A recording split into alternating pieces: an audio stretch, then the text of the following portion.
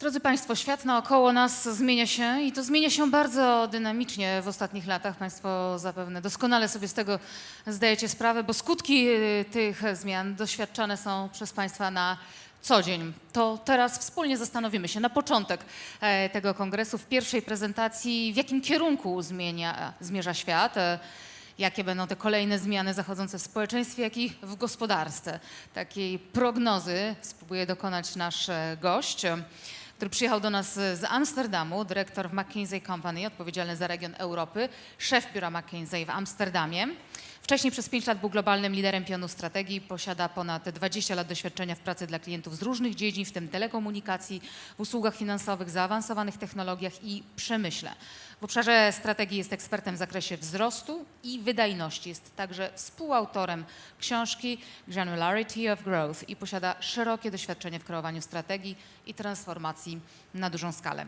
Dziś w Sopocie jest z nami pan Sven Smit, którego zapraszam na scenę. Please, sir. And the floor is yours. Thank you. The only thing that I don't know is the clicker. Do you have it? I have it. Thank you. It's an honor to be here with you in Poland. My first time to Poland was in 1990, just when you were in the transition as a student from INSEAD, doing a project for a company, Hortex, which I think is still there, still produces great apple juice. At that time, the packaging was not that great. It was like white with red letters on it, and it could have been blood from the Red Cross.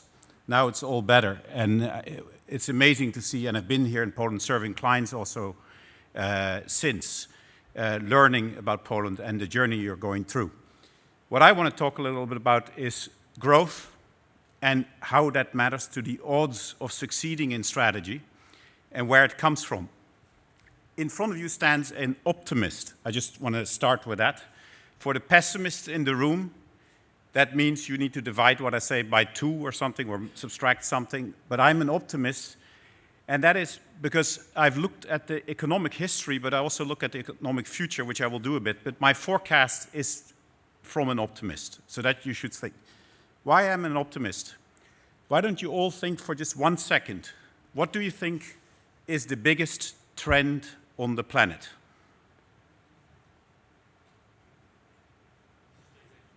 Sorry? Digitization is a big one. So I think you've thought about it. I would contest, many people would say when I do this, and you can hear what everybody says, they would say digitization, demographics, social, emerging markets, and all these things are true. I would say that the biggest trend on the planet is if you add it all up. The last 100 years of GDP growth in the world have been 2 to 3%, and I don't see a reason why that would not happen another 100 years.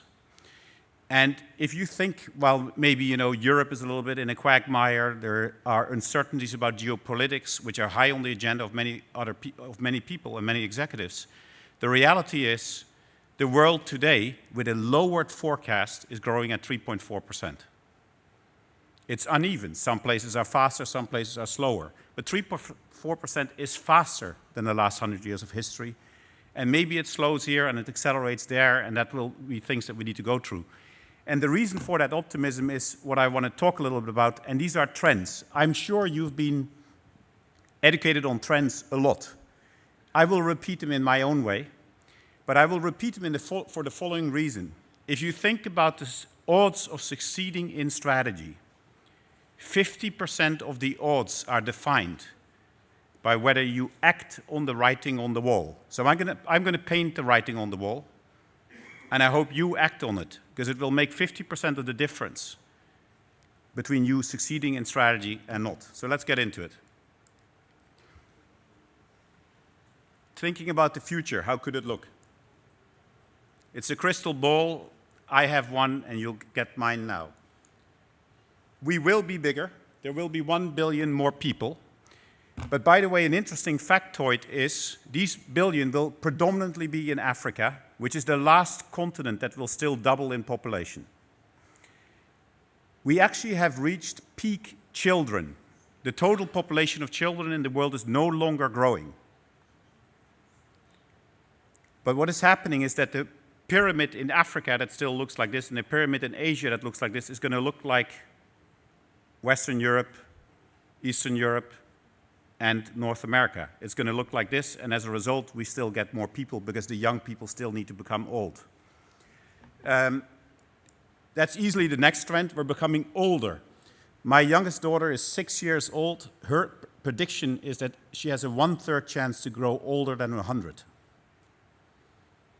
And I think that we will be seeing some stuff on this front that is revolutionary, which I think matters to at least parts of insurance. I'm not sure all the actuarial models are ready for if a real revolution would occur in this side. We will be richer, which I consider a good thing. There are quite a lot of people who think that the world is full. I travel a lot, and I will just say there's only 3 places in the world where people make the real argument that the world is full. Western Europe, the coasts of America, and the coast of Japan. Everybody else thinks we should grow. When I'm in Africa, people say, could we just get food first and grow a little bit to pay for it? The reality is the world's not full. We're all getting richer, and people are going to live up to our standards. And I think even in the West, people would like to grow a little bit, and I'll talk about that ambition in a moment. To some degree, we'll feel poorer, because wealth and income are a little bit disparate. So we want to be richer, but it's not perfect. It will be more urban. We've done a database. This is one of the biggest trends that you might have called out that supports growth. 60% of the world's growth will come from 600 cities. Only 600. What I will not do now, but I could do it, is read you the 600 cities, and you make a note. I know the name, I've been there. And I would offer anyone a dinner that has been in more than 200 of the 600 cities that are going to drive 60% of the world's growth. Countries might not be the right aggregation structure anymore to think about growth. Let me give you an example. London at the moment grows at 5% per annum. So do a few other Western European places. There are places in North America that grow 10% per annum, and there are places that are declining at 5% per annum. The reality is growth is much more concentrated geographically than you can talk about from a country perspective. We're going to be less diverse. Villages are going to go away. Languages are going to go away. We're going to get sort of much more universal communication that will reduce differences. One interesting thing to see when you think about it from a Western developed world perspective is we're used that our tastes are somewhat the same, although the food in Poland is different than in my country in the Netherlands. The reality is in China you can have villages 50 kilometers apart, and in one they will eat yogurt and the other they don't. Tastes are getting, so the diversity is going to go down. Or it may be differently diverse. It might not be the families that we're used to. It's going to be in different ways that people live together. We will be more connected. 24 cities have more than 10 million people. 51 online communities have more than 10 million, and they're growing. So this is a very different world, and we know it. I saw some people WhatsApp in the back here and do some other things. But you know, it's part of our life to do this. This one, I find something that is less talked about, but it's worth talking a bit more about. And I might think this has some implications to insurance in some places also. So when Internet version 6.0, which is currently being rolled out on the technical layer, was designed, it was designed to have 30,000 addresses per surface square meter of the planet, including the oceans. Today we have too few addresses to even have everybody else have the same address at the same time. There's fewer than 6 billion addresses, but now it's moving to that level. And the debate was not whether this would be too many addresses, the debate was whether this would be too few. So think about a car where every single part has an IP address. Think about pages in a book that have an IP address. Think that when you write on a page in a book, what you wrote has an IP address. And it's all addressable. the ear of the cow has a connection. It's not fully connected to the internet, it's connected to the farmer's net. But many, many things will be connected. And that will have a massive implication of what you can do from a data perspective. What's new will be old. What do I mean with that? The World Wide Web is celebrating its 35th birthday in 2025. In 1990, it was an academic article. That's, new and old. We will still be smarter than machines. Here's the optimist again. Artificial intelligence, does that make you feel good? Not me. It sounds they're going to take over. These machines are going to take over. That is what we thought in 1890 when the first steam machine came and the steam engines were trying to take us over. That was a Luddite view, as it's called, said they will take over and this is the end of work. That didn't happen to us. We have a lot of work now. But let me go to the machines. At the time that the word artificial intelligence was coined, another word was coined also, which was called intelligence assisted. And my suggestion would be that that might be the future. The intelligence is us, and the computers are going to be our assistants. Let me give you the example. What was the moment that we all got a little bit depressed about our intelligence? At least for me, when Kasparov got lost 10 times in a chess match to IBM Deep Blue, I think we all felt a bit bad. They're winning. And they're winning from a very smart fellow. Just let me tell you what happened about 2 years ago. 2 guys that don't even have a mastership in chess beat Deep Blue, and that was Deep Blue Generation 5, 10-0 with a laptop. And the only thing they did is they told the laptop after a move was made by Deep Blue, don't look there, don't look there, look there. And then that already constrained the problem so much for the computer that the laptop won. When you take weather forecasts, where computers are also used, the best way people do weather forecasts is actually a computer runs a program, then they go stand in a 3D room, and the meteorologist touches and says, a cloud will never happen there, a hurricane will never happen there, I don't think it will ever be 10 degrees there, it's more going to be 15. They do 3 expert inputs from humans into that, and the forecast that then gets rerun by the computer is 20% better on a 50-50 prediction, which is how bad the computers are right now. So you get to 70-30 on getting the weather right by combining the intelligence of humans and the intelligence of computers. And I would say that's where big data and analytics and all these things are going. We can get this thing right or wrong. If you look at scenarios that people paint for the global economy, it's 2.4% growth or 3.9%. We're sort of in the middle of that right now, a little bit on the higher end of the middle. If we get it right, that is a 16% difference on global GDP, which is all growth, of course. And I would tend that the high-end side is still possible, but somewhere in the middle we hope to be. But it's a massive difference in the outcome of the economy. Maybe another way to summarize the trends would be in 2 ways. We see a crossover in GDP, which is the second biggest trend on the planet, between emerging markets and developed markets, and that's still happening, even though North America is accelerating and China is decelerating. But we also see that the information species is coming, as it has been coined. So the crossover, here it is.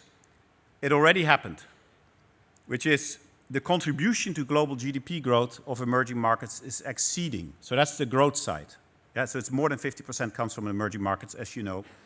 And you need to be connected to that to get growth. The developed economies, by the way, bounce back nicely, if you want. I'll skip this one, I'll talk about this.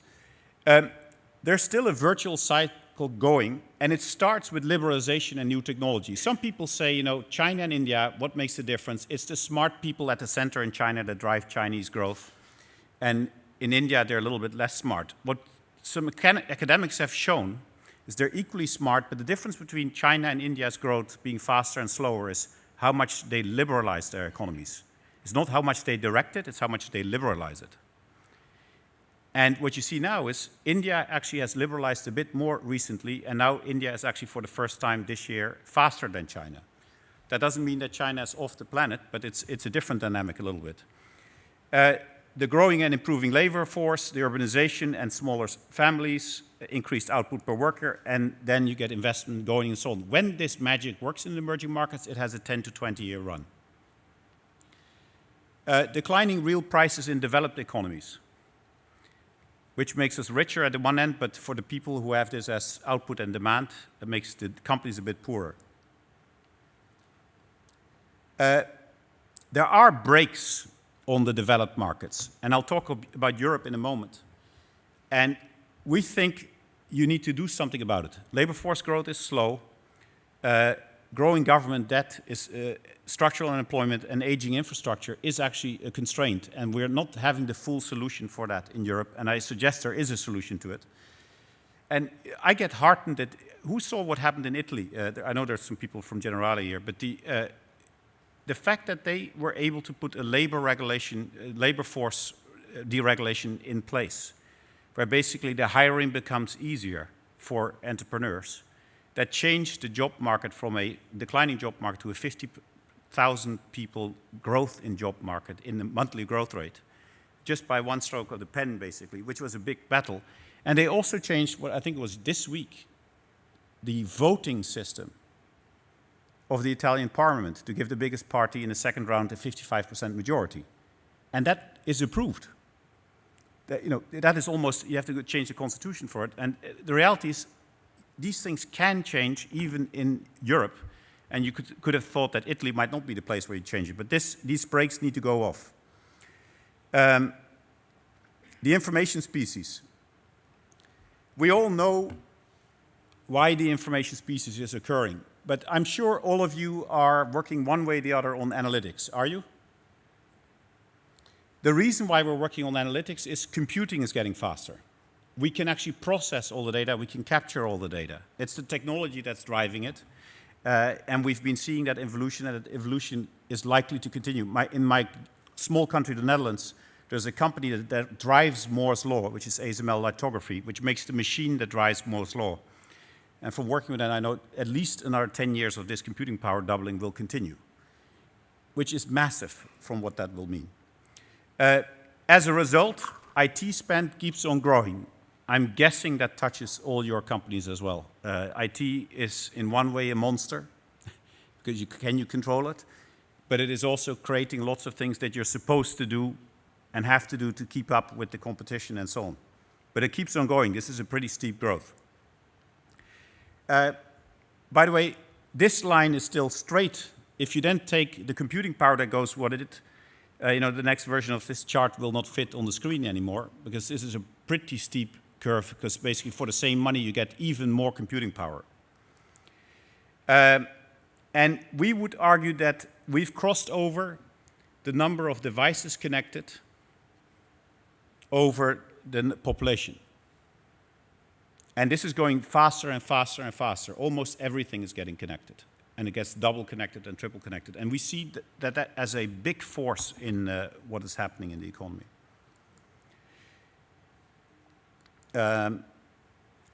This is an even steeper Moore's Law, which is the cost per genome, which went much faster down than computing power, which is, again, a source of optimism.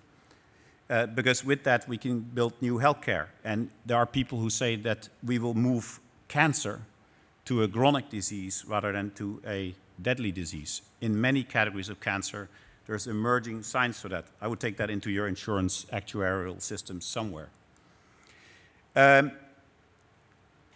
Mapping for Google with this computing power, time required to recognize all addresses in France, 1 hour. Let me give one thing that I found an interesting example of just getting very practical with analytics. I'm guessing all your firms somewhere have a call center.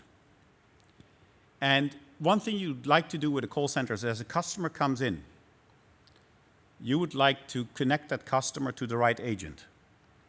And I'm sure you have some form of algorithm or some principles by which you do that.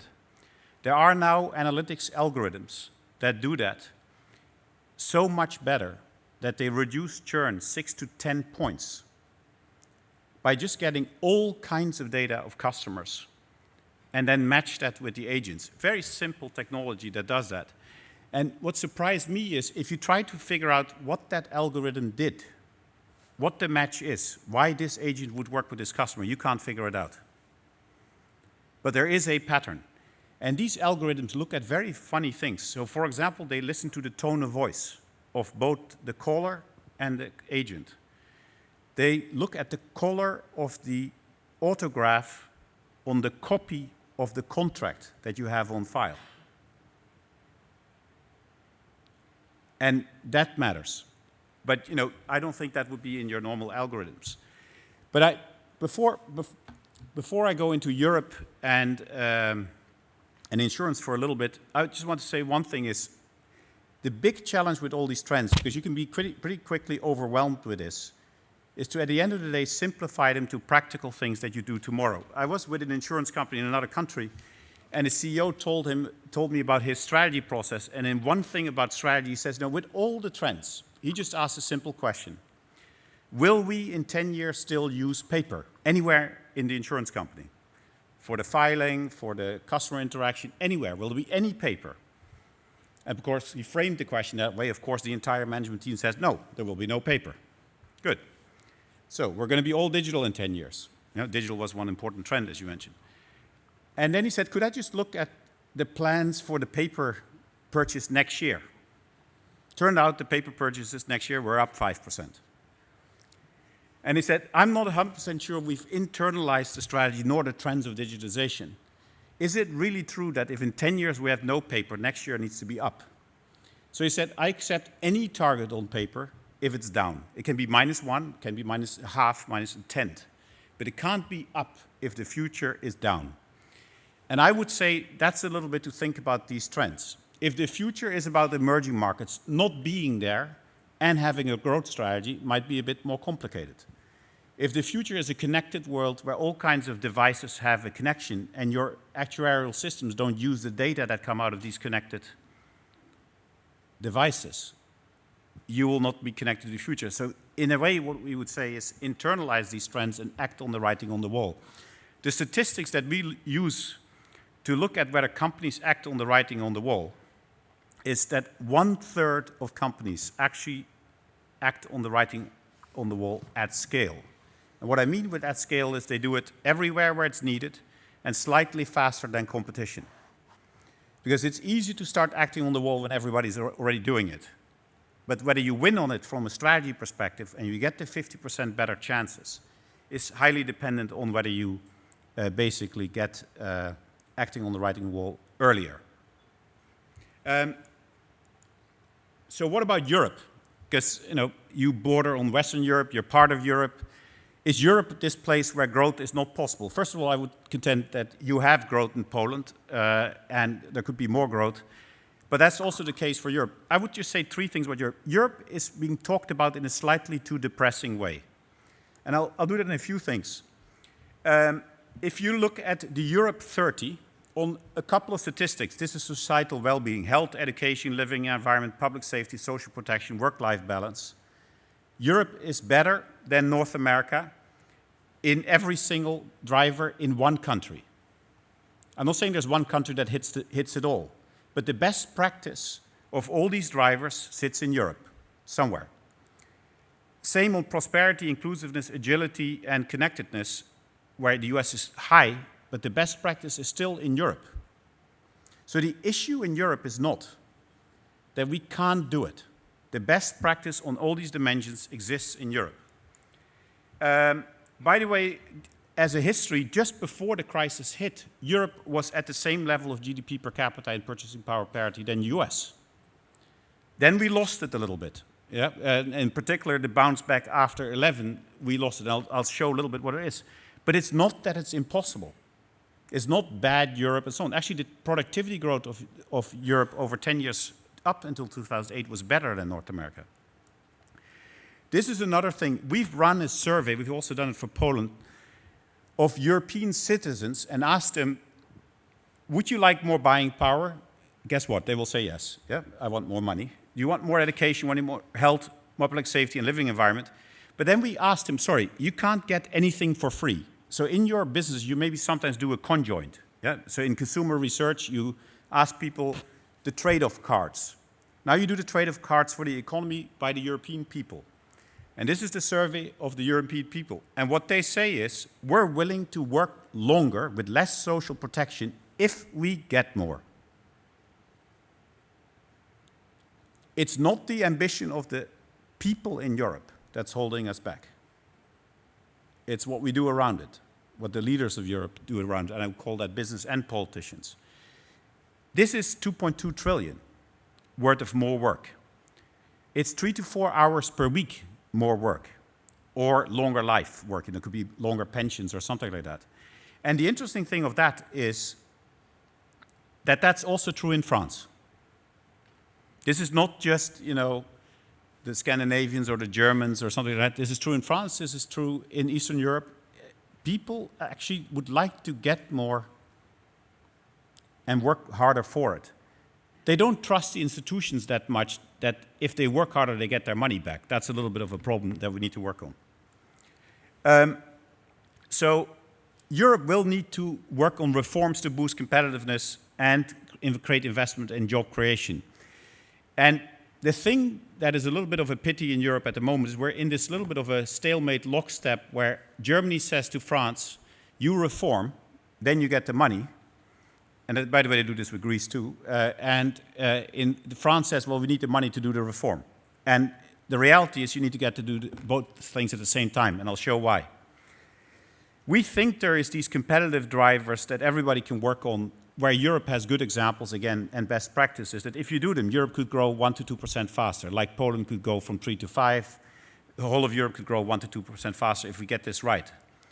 But we need to get the economy right. And this is a slide that puts past crisis in statistics, and it shows GDP growth and then the investment of companies to follow. And what you see is companies start to invest when GDP grows.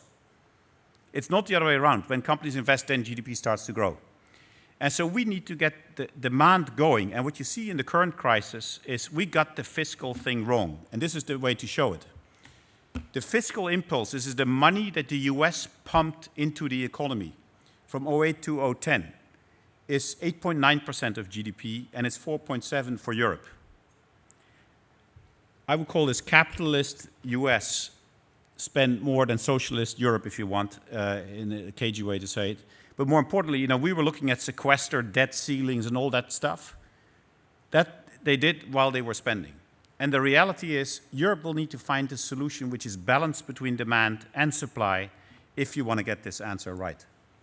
So it's reform to boost competitiveness and investment to job creation. There's a few things happening in Europe that I think people get this, but this will be part of the journey to believe to Europe to grow 1 or 2% further. Now, I'm not an insurance guy, so I'm not going to make a full summary for insurance, but I'll just put out that if you take all these trends, a couple of things will also affect insurance. There will continue to be volatility. Low interest rates might actually persist longer than you hope or want. Emerging markets growth is also important for you. You see digitalization and technology and analytics that we talked about on many, many fronts. I would also say, and I know the regulatory side of the insurance industry here in Poland is in the room, the reality is we're starting to live, and in the financial industry very much so, but I would say it's almost all industries in what I would call an intertwined market state. The state and the market are intertwined, and you will have to deal with it. You have to align and create solutions that are good for business, good for the people, good for government. And it's complicated. And I talk to CEOs. The average CEO in the world now spends 30% of their time on the interaction of aligning with governments, regulatory bodies, and the industry to get onto the right path. And in some industries, the financial industry, I think, might be higher. This might be all the way up to 100%. And CEOs are appointing COOs to do the work. And this sounds odd maybe, but the reality is that is what we're seeing. And I think you cannot say, so let's not deal with it. It's going to be like that. It's true in beer, it's true in cars, it's true in retail. There's no industry where not 30 to 40% of the profits are somewhat co-determined by what you do together with government. And so basically our view would be get on with it and help rather than something else. I would study demographics. If I would take this aging stuff, I think aging today is just looked at as the demographics that I talked about, you know, a pyramid go like this. I'm a technology guy, I'm not an insurance guy, but I would watch how old we will or might become. Maybe that's too optimistic. I think it's maybe uplifting at the end of a speech to talk about people that really think that we could be 120 and 150 years old. I've seen more technology disruptions in my life in all kinds of areas that people said that they will never happen, and then they happen. I know I've seen many people talk, and this is actually an area that I do spend time from a technology perspective, that say 90% of the scientists say there is no way that somebody can get 150-year-old. But I'd rather listen to the 10% of the people that say it might be. If they're only 10% right, something is in the air on demographics that is quite different. But my only plea, and with my 10 seconds left here, is to say, take trends seriously and act on the writing on the wall. If you don't, the trends will overtake you. Thank you.